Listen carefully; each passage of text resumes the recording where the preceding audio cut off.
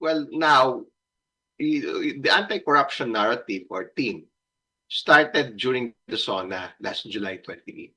And the market has been down by about 5% since then. No? So that's one simplified and transparent way to measure the valuation of the index or the stock market index, so around 5%.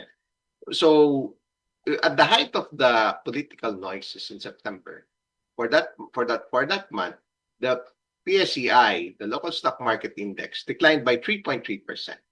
In August, it already declined by 1.6%, but it is not solely because of local factors. It's also because of Trump's higher tariffs effective August 7.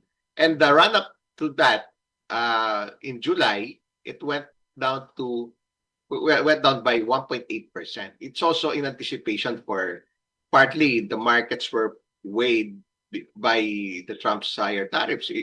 Well, if you recall, the Philippines has been imposed a 19% tariff. So it's a mix of reaction, but for the month of September, well, the political noises became the focus.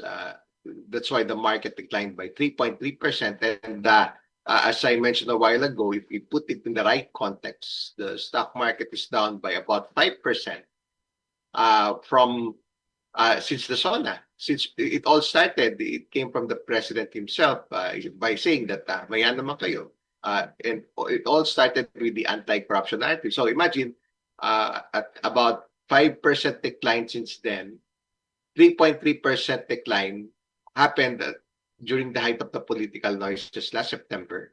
But the index now is almost 6,100. It has improved so far this week, slightly higher, among the highest in 3 weeks.